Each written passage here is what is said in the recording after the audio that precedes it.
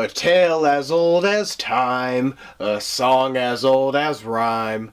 Beauty and the Stockholm Syndrome. Beauty and the Beast is, of course, the live-action remake of the 1991 classic Disney animated film of the same name. I'm not even going to go into the plot. You guys know the story of this film. You guys know this movie by heart. The original Beauty and the Beast just reached its 25th anniversary. This is a film that people have absolutely adored for nearly 3 decades. But for me, I didn't really watch Beauty and the Beast growing up. In fact, I hadn't seen this movie in years. The original Beauty and the Beast is an absolutely amazing film. It is so good. It's beautifully animated and it was a pioneer of its time. But like a lot of movies out there, it's not perfect. My problem with the original 1991 film is it's not very long. It's not even an hour and a half long, so you don't really get to spend that much time with these characters and develop the relationship of Belle and the Beast. I would be lying to you guys if I said that I went into this new film excited.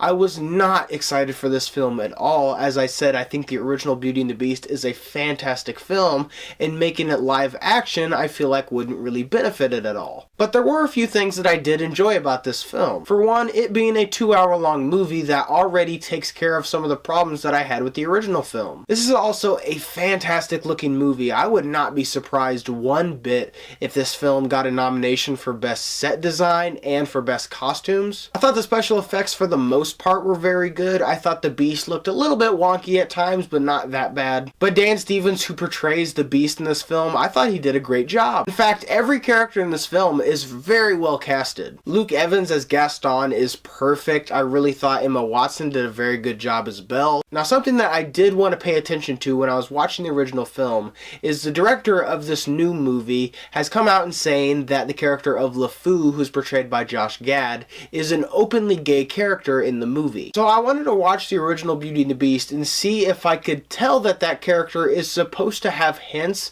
at him being gay, or if they're just doing it just to do it. But something actually kind of worried me with the original Beauty and the Beast. LeFou is a bumbling idiot in that movie, and I was really worried. I was like, you guys couldn't have maybe picked a smarter character and a character that I actually kind of enjoy? But the live action remake actually adds a ton of depth to the character of LeFou. I really enjoyed him in this movie. Unfortunately, that was really the only thing that I feel like this movie did better than the original Beauty and the Beast. I know this movie is longer, which is a good thing. I feel like just because you're with these characters for longer, you enjoy them more. I really don't know if this movie did a better job of making you like them more, or you just happen to be with them longer. As longtime subscribers for my channel, some of you may know that I'm really not the biggest fan of remakes, especially live action remakes. I thought last year's Jungle Book was a good example of how live action remakes could be done well. As I said in my review for that movie, I don't enjoy the original Jungle Book. I think it's a deeply flawed animated film, and I think that the Jon Favreau version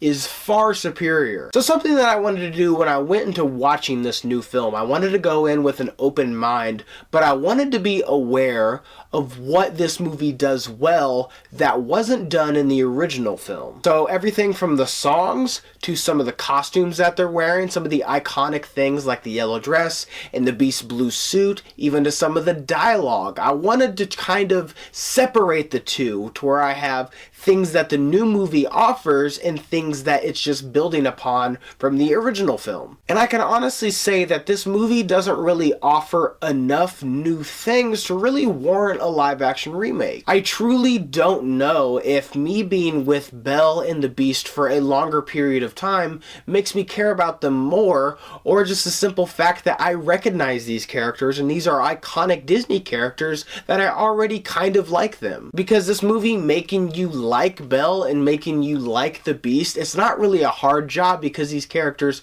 are so ingrained into our souls as Disney fans. So I think for me to truly determine how this movie actually builds up as characters, I would have to rewatch this movie again.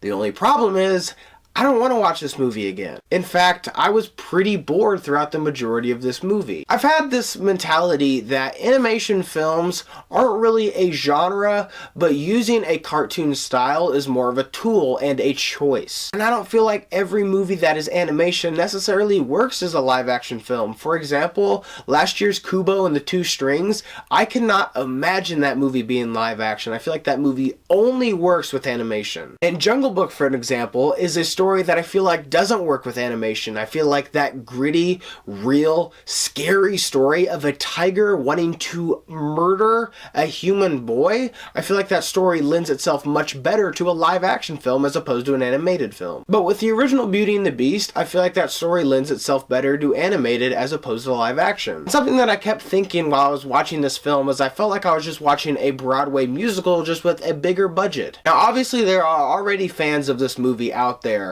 that them making a live action movie is already enough change and already gets them to buy this movie's ticket. And I'm not really saying that I really wanted this film to change anything. I actually think that if they would have changed a lot, it would have hindered this movie instead of helping it. But that's not really the point. The point is they didn't change enough of this movie to really warrant a live action remake. Instead, it felt more of a cash grab than anything. Overall, The Beauty and the Beast isn't a bad film by any means. It's actually very well made. But there is very little to set this film apart from the original 1991 classic Disney film. Whereas where I felt like this movie was more of a repackaging as opposed to a reimagining. So did you guys see Beauty and the Beast? What did you think about it? Leave your thoughts and opinions down below. And as always guys, thank you so much for watching today. I hope you liked today's video, and if you did, click on the link down below and subscribe to my channel to see more movie reviews and movie related things. Thank you so much for watching, and see you next time.